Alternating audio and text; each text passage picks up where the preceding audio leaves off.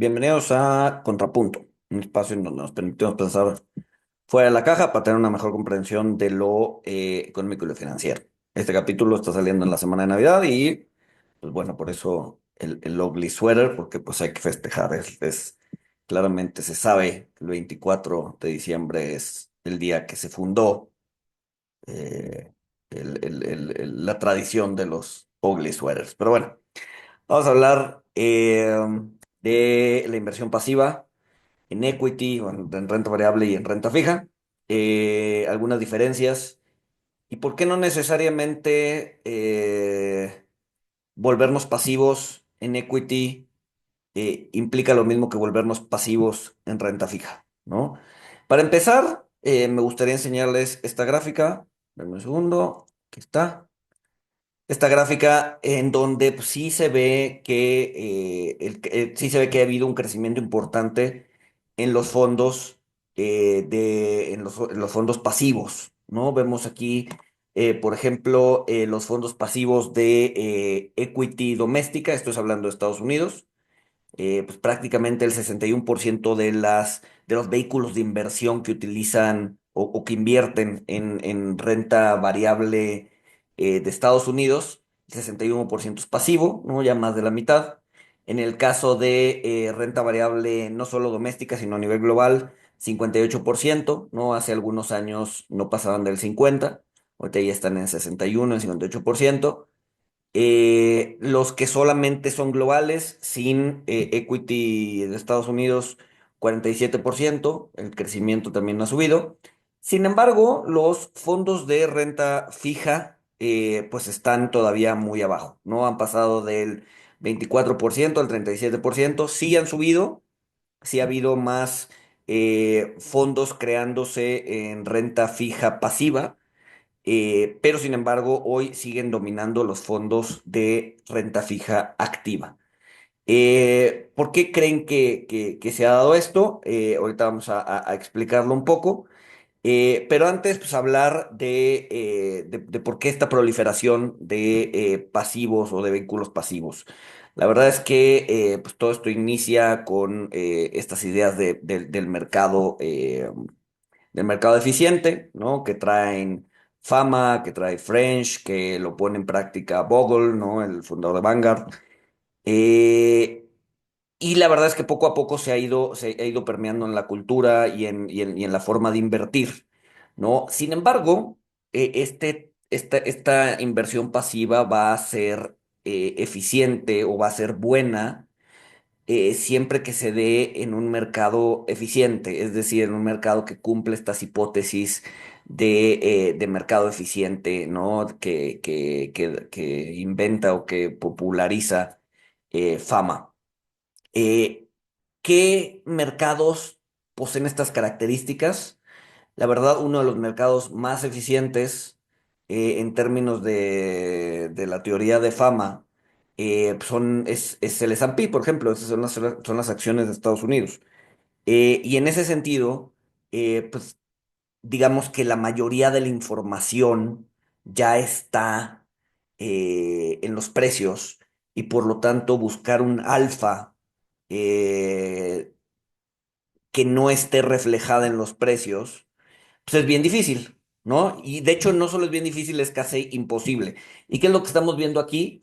Estamos viendo que los fondos de equity de Estados Unidos, cuántos han subdesempeñado a su benchmark, ¿no? Estamos hablando de fondos mutuos, ¿no? Fondos activos no pasivos, solamente fondos activos, y vemos que si volteamos a ver a un año, pues el 75% han subdesempeñado su benchmark, y eso va creciendo conforme abrimos la ventana, ¿no? Hasta un 93, 94%. ¿No? Es decir, prácticamente todos los fondos activos de renta variable de Estados Unidos subdesempeñan a su benchmark. ¿Por qué? Porque es un mercado muy eficiente, ¿no? Es un mercado en donde es difícil sacar alfa a raíz de la información disponible, dado que toda esa información ya está reflejada en precios. Y pues en ese sentido, o sea, estar en ese 7% o en ese 6% que sobredesempeña el benchmark, pues la verdad es que costo-beneficio, pues no hace mucho sentido estar jugando a la inversión activa, pues porque la probabilidad de que estés en ese 6% pues es baja, ¿no? Entonces, es una de las razones por las que esta proliferación en equity, en fondos pasivos de equity o de renta variable, se ha dado en los últimos años. ¿Qué pasa con renta fija? La verdad es que renta fija, incluso en Estados Unidos, son mercados que están muy lejos de la eficiencia, ¿no? Son mercados, los mercados de renta fija son mercados mucho más oscuros, son mercados mucho más grandes, son mercados en donde la información no necesariamente fluye como fluye en los mercados de renta fija, y en ese sentido la eficiencia de los mercados de renta fija pues, es mucho más baja. Y esto estoy hablando de Estados Unidos. Obviamente, ahora, si vas y ves en México o en Europa o en algún otro país emergente, pues te vas a dar cuenta que la eficiencia todavía baja más, ¿no? Entonces, una condición necesaria para que un vehículo pasivo sea bueno y digamos que sea complicado generar alfa a través pues sí, de un manejo activo, pues es el tema de la eficiencia. Si un mercado es eficiente, se logra. Si un mercado no es eficiente, no necesariamente se va a lograr.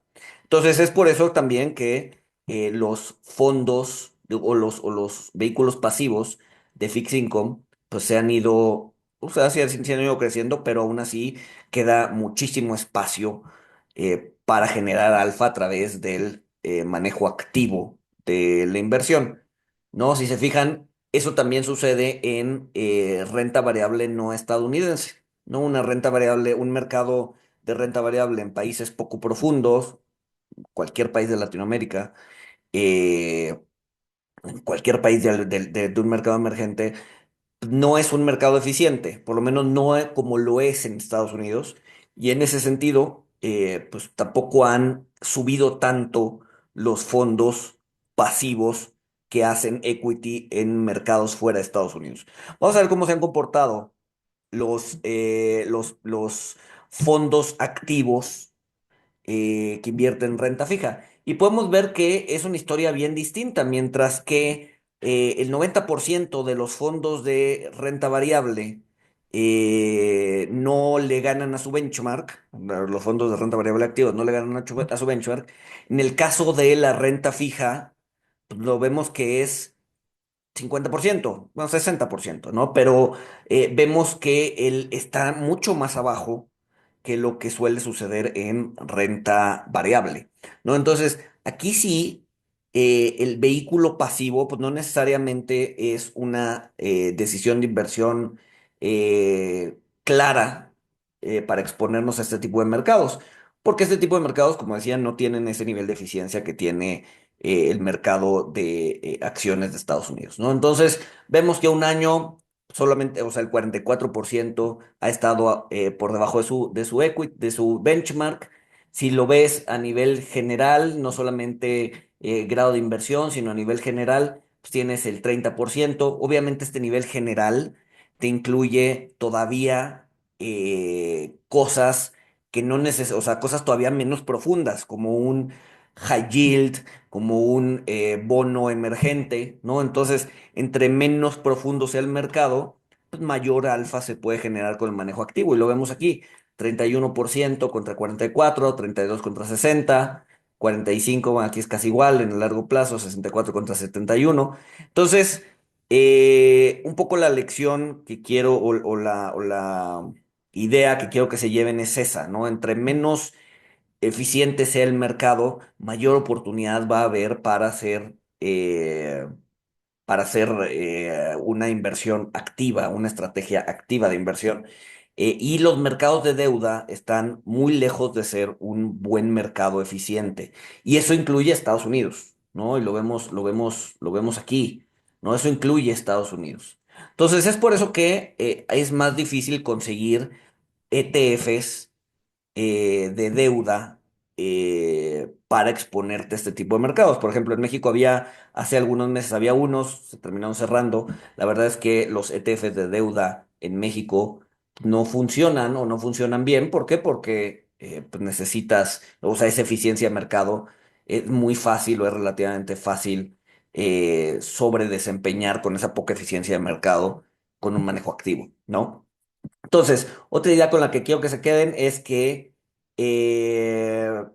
pues muchas veces, ¿no? Sobre todo en el mercado accionario emergente, pues no tienes el expertise para hacer ese stock picking de, no sé, de Indonesia, ¿no? Y entonces la única forma que tienes es para exponerte al mercado de Indonesia, pues es a través de un ETF pasivo. Sin embargo, pues no necesariamente es la mejor opción por esto que comento. No es un mercado profundo, hay oportunidad de generar alfa utilizando inversiones activas, etcétera, etcétera. Entonces, pues otra forma de pues exponerte a eso es pues buscando algún fondo que haga manejo activo de Indonesia con gente que se siente en la región, ¿no? Un mexicano intentando hacer un manejo activo en la bolsa de Indonesia, pues claramente es la receta para un desastre, ¿no? ¿Por qué? Porque no es un mercado, no lo conoce, etcétera, etcétera, ¿no? Sin embargo, una persona viviendo en Indonesia que hace stock picking de su mercado, pues es altamente probable que sobredesempeñe a una estrategia pasiva o una estrategia activa llevada a cabo de manera irresponsable, por decirlo de alguna forma, ¿no? Entonces, bueno, eso es un poco la idea, ¿no? Los vehículos pasivos de renta fija son poco eficientes, no necesariamente son buenos para exponerte al mercado, por lo que una estrategia activa podría hacer mucho más sentido. Eh, pues nada, feliz Navidad, feliz año y bueno, si les gustó, compártanlo. Suscríbanse, dejen algún comentario si quieren saber de algún tema interesante y pues sin más, nos escuchamos el siguiente martes. Saludos.